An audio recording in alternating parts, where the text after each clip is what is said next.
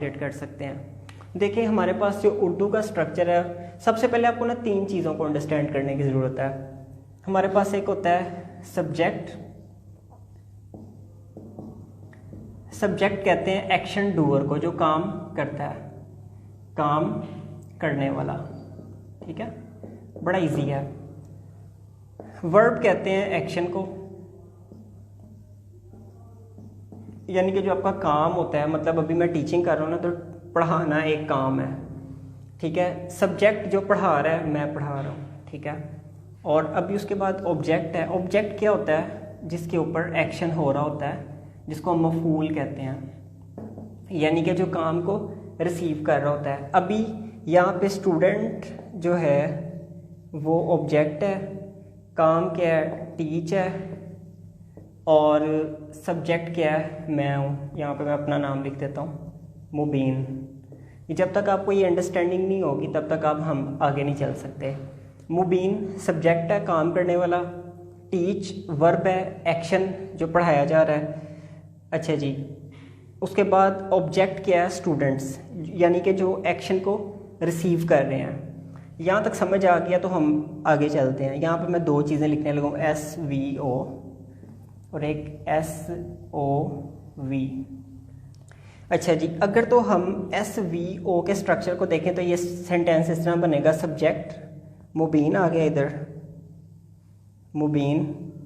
उसके बाद verb teach आ गया। ठीक है, अभी ग्रामेटिकल डिटेल में नहीं जाना इसकी। ऑब्जेक्ट स्टूडेंट आ गया। ठीक है, अभी टीचर्स वाले रोले में नहीं जाना। अभी सिर्फ ये अंडरस्टैंड करना है कि सब्जेक्ट वर्ब ऑब्जेक्ट, ये अंग्रेज़ी का स्ट्रक्चर है। अंग्रेज़ी में जब भी आप लिखेंगे आप इस तरह लिखेंगे, सबसे पहले सब्जेक्ट आएगा, उसके बाद वर्ब आएगा, उसके बाद आपका ऑब्जेक्ट आएगा। लेकिन ये जो चीज़ है ये उर्दू का स्ट्रक्चर है। उर्दू में हम कैसे लिखेंगे? हम उर्दू में ऐसे लिखेंगे, हम लिखेंगे मुबीन इंग्लिश, मुबीन इंग्लिश पढ़ाता। ये उर्दू का स्ट्रक्चर है। इसमें क्या किया? सबसे पहले हमने लगाया इसका, इधर लिखते हैं, सबसे पहले हमने सब्जेक्ट लगाया, उसके बाद हमने ऑब्जेक्ट लगाया, उसके बाद हमने एंड पे जाके वर्ब लगाया। यानी कि उर्दू वाले एक्शन को एंड पे ले जाते हैं और ऑब्जेक्ट को और सब्जेक्ट को इकट्ठा साथ जोड़ देते हैं। ये पॉइंट जब तक आपको समझ नहीं आएगा तब तक आपको आगे जाकर ट्रांसलेशन करने का नहीं उसका पता चलेगा।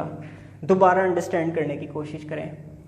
देखें अंग्रेज़ों ने क्या किया, उन्होंने सबसे पहले सब्जेक्ट लेके आए, उसके बाद वो फ़ौरन एक्शन लेके आए जो ये सब्जेक्ट परफॉर्म कर रहा है। ये सब्जेक्ट पढ़ा रहा है तो पढ़ाना लिख दिया, ये सब्जेक्ट खा रहा है तो खाना लिख दिया, ये सब्जेक्ट रो रहा है तो रोना लिख दिया, ये सब्जेक्ट हंस रहा है तो हंसना लिख दिया इधर।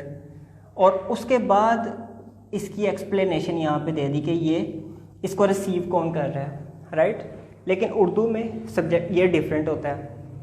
अरबिक का डिफरेंट सिस्टम है, इसलिए अक्सर जो ट्रांसलेट करते हैं, वर्ड टू वर्ड ट्रांसलेशन करते हैं, तो वो उनकी ट्रांसलेशन इस तरह बनती है, मुबीन पढ़ाता है इंग्लिश।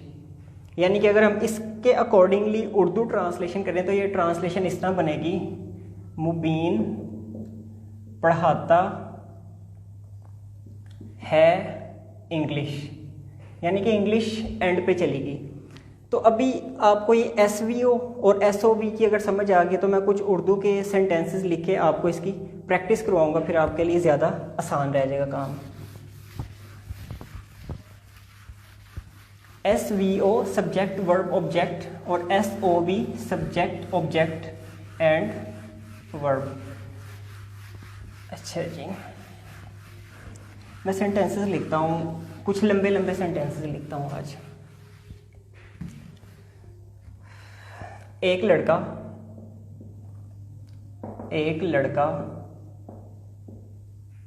रात के वक्त अपने घर में दाखिल हुआ और अपनी माँ से बात करते हुए कहा कि उसके दोस्तों ने उसे रोक लिया था। अब ये लंबा सेंटेंस हो गया और आपको पेपर में इसी तरह के सेंटेंस ज़्यादा लंबे लंबे पता ही नहीं चल रहा होता। आपने जो सबसे पहला जो काम करना होता है वो ये करना होता है कि देखना होता है कि इस सेंटेंस के अंदर कोई ब्रेक हो रहा है, कोई सेंटेंस ब्रेक कहाँ पे होता है। मैंने आपको पहले जब पार्ट्स ऑफ स्पीच बताए थे मैंने कहा था कि जो लिंकिंग वर्ड्स होते हैं ये ब्रेक कर देते हैं चीज़ों को।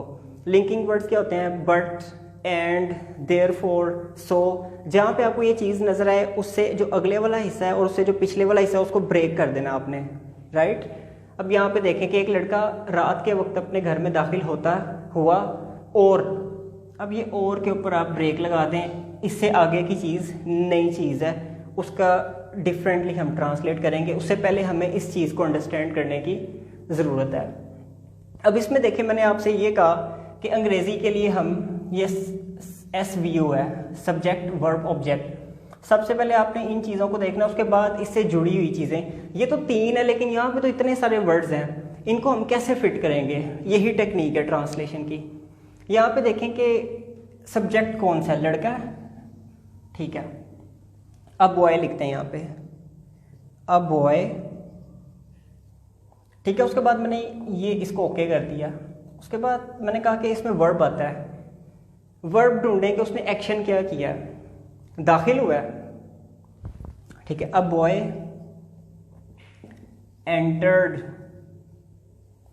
ठीक है। अब 2 चीज़ें हमने कर ली, एक सब्जेक्ट आ गया, दूसरा वर्ब आ गया, राइट। अब बॉय एंटर्ड। अब दाखिल होने से रिलेटेड आपने चीज़ें देखनी है कि इसके साथ कोई चीज़ जुड़ी तो नहीं हुई। अगर जुड़ी है, मसलन दाखिल हुआ है, तो कहाँ पे दाखिल हुआ है वो आपने इसके साथ लिख देना है। अच्छा जी। अब बॉय एंटर्ड, अगर होता है यहाँ पे कि अपने घर में दाखिल हुआ, अब बॉय एंटर्ड अपने घर में दाखिल होता है, यहाँ पे हिज होम आ जाना था। वैसे अगर आपने करना है तो द होम लिख लें, boy entered his home.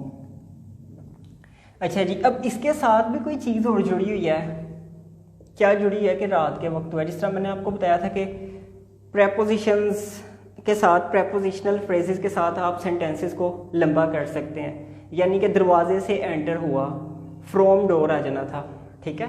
Entered his home from back door, पिछले दरवाजे से दाखिल हुआ। तो ये चीज़ें अंडरस्टैंड करने की ज़रूरत है कि उससे जुड़ी हुई चीज़ें कैसे कैसे आगे आएंगी।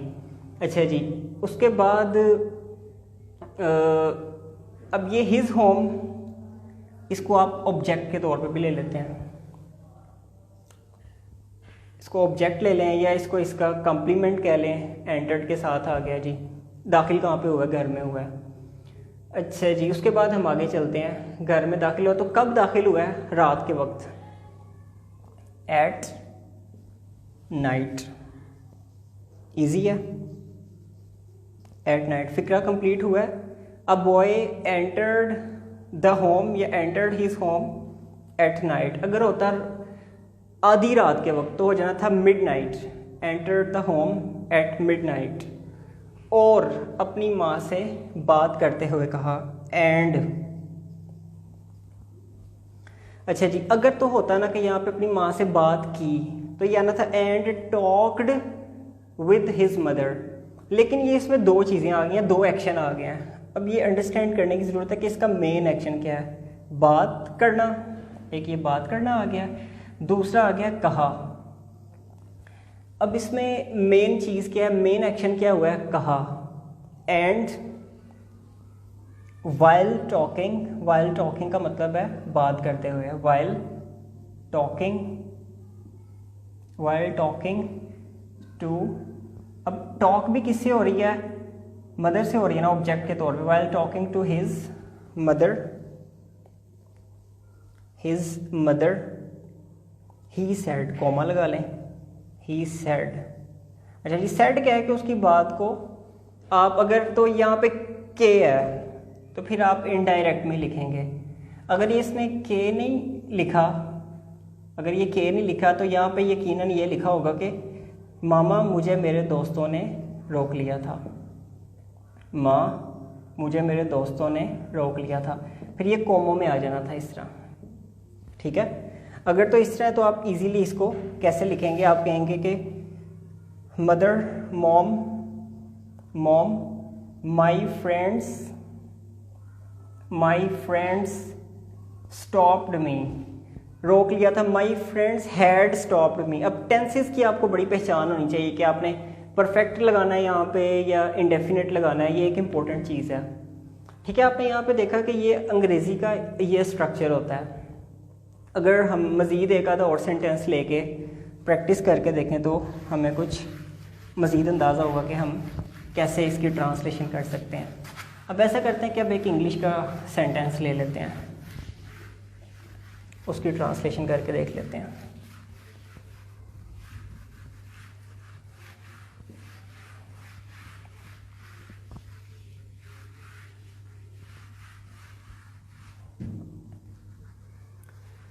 अब यहाँ पे लिख लेते हैं कोई लाइन ऐसे ही चले।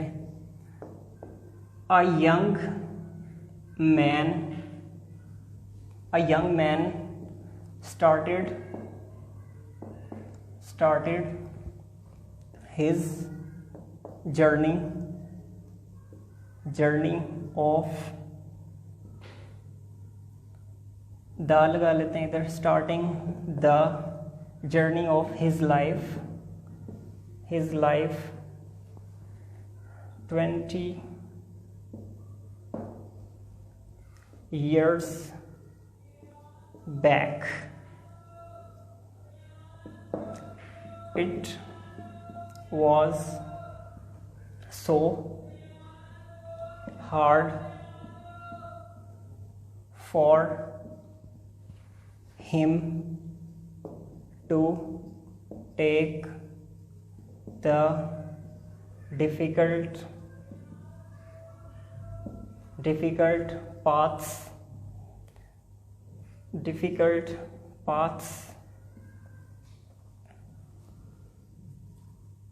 of his journey। ट्रैवल कर लें, जर्नी कर लें, वैसे ही रैंडमली लिखा है। इसको मज़ीद आप खूबसूरत लिख सकते हैं अगर ख़ुद लिखना चाहें तो। अच्छा जी, अब यहाँ पे देखना है आपने तर्जमा करने का टेक्निक क्या है। यहाँ पे आपने देख लिया कि जी ये कौन है, ये एक्शन डूअर है, ठीक है, एक लड़का। अब उर्दू के स्ट्रक्चर में जब आप आएंगे फिर आपने SVO ज़हन में नहीं रखना, फिर आपने SOV ज़हन में रखना है, ठीक है। सब्जेक्ट के बाद आपने ऑब्जेक्ट लगाना है, राइट। एक लड़के ने, ये नहीं होगा एक लड़के ने शुरू किया या एक जवान आदमी ने शुरू किया सफ़र, ये नहीं होगा, बल्कि सेंटेंस क्या होगा, एक नौजवान आदमी ने। अब फ़ौरन मैंने कहा कि ऑब्जेक्ट आएगा, ठीक है। ऑब्जेक्ट क्या है, जर्नी हुआ है। जर्नी भी कौन सा, ज़िंदगी का, ये यहाँ तक है, ये पूरी एक फ्रेज़ है। इस पूरी फ्रेज़ को आपने यहाँ पे लिखना है। एक नौजवान आदमी ने, ये मैं यहाँ पे ब्रैकेट में लिखने लगा हूँ, ज़िंदगी का सफ़र, इसको बंद कर दिया। आगे अब काम क्या है, काम ये है, ये एंड पे आएगा उर्दू में, शुरू किया। डू यू अंडरस्टैंड कि इसका हम कैसे करते हैं। जो अगली बात है वो आप एंड पे लिख सकते हैं, 20 years बैक, 20 साल पहले, एंड पे भी लिख सकते हैं, और उर्दू में आप शुरू में भी लिख सकते हैं, क्योंकि उर्दू इस बात को अलाउ करती है कि आप डेट्स वगैरह शुरू में लिख सकते हैं। अंग्रेज़ी भी कर देती है कोमा वगैरह लगा के, लेकिन उर्दू में आप कोमा नहीं भी लगाते, आप इस तरह कह सकते हैं 20 साल पहले एक नौजवान आदमी ने ज़िंदगी का सफ़र शुरू किया।